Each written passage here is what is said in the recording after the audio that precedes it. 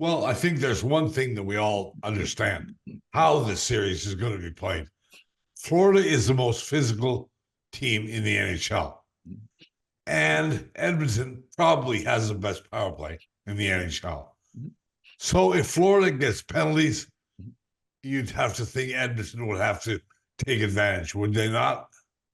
Yeah, yeah. Although, to me, the interesting part of what this Edmonton team has become is that, as good as their power play is, and it, again, it tilted the table in games 5 and game 6.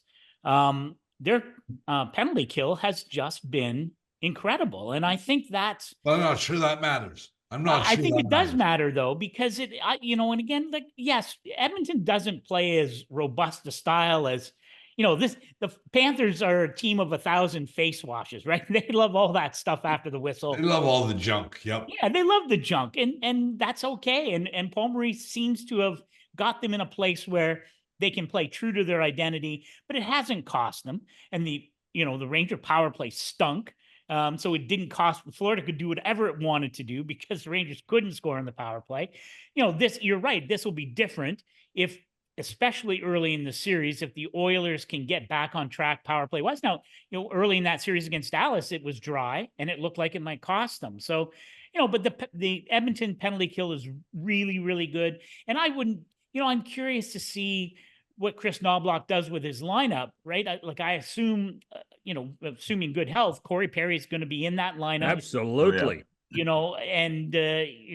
Sorry for Warren Fogle, but you're probably not getting on there. The problem for me is, a guy like Evander Kane is clearly laboring. I know he said earlier on he's playing with like a sports hernia injury. Mm-hmm. Thank you for being honest. But he's, in a series where you might want another guy to do some face washing, he has not been nearly the same player that we saw 2 years ago. But I think I think there's all kinds of fascinating elements to it. And I do think, it's the easy thing, right? But doesn't it all come back to Connor McDavid? And you think about the first period of game 6, that team took a knee for about 55 minutes in that game, right?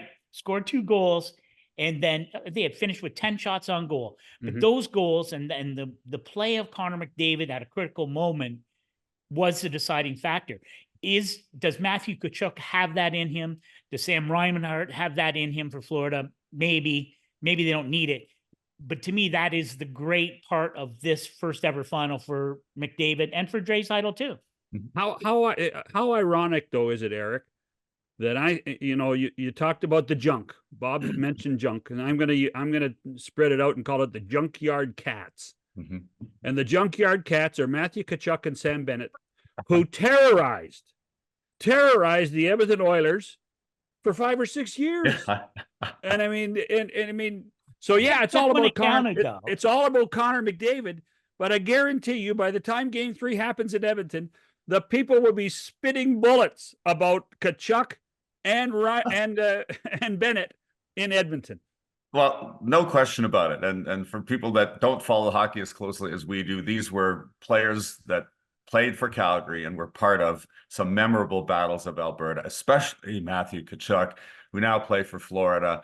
And I think we've probably all seen the Matthew Tkachuk clip that they're rerunning these days. I just hate Edmonton, is what he says. And so you're right. Those of us that like to grasp onto juicy storylines, especially those of us in the in the province of Alberta that like to grasp onto juicy storylines, that's it. That's the matchup that we want to see. And I think last year in the Stanley Cup final, of course, Tkachuk broke his sternum. Up until that point, he was the central figure in that run. He was sitting beside Charles Barkley on TNT sets, and he was the real catalyst there. I think this Florida team is deeper than that this year.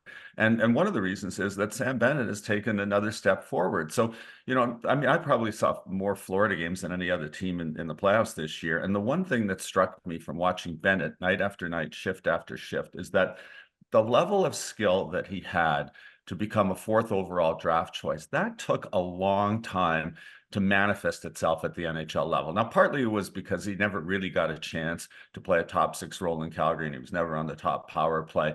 And there was always a divide in Calgary between regular season Sam Bennett and playoff Sam Bennett. He was always a player that, as limited as the Flames playoffs appearances were, he was always one of their better players. So you knew he had the ability to raise his level at an important time of year, which is what any team should want and value. But then you think about the goal that he set up for Gustav Forsling, where he's cutting it in the middle and the defense are converging, and he makes a really soft, subtle pass down the middle. Forsling goes in, scores the goal. It's like, okay, we never saw that in Calgary. But that shouldn't surprise you, Eric.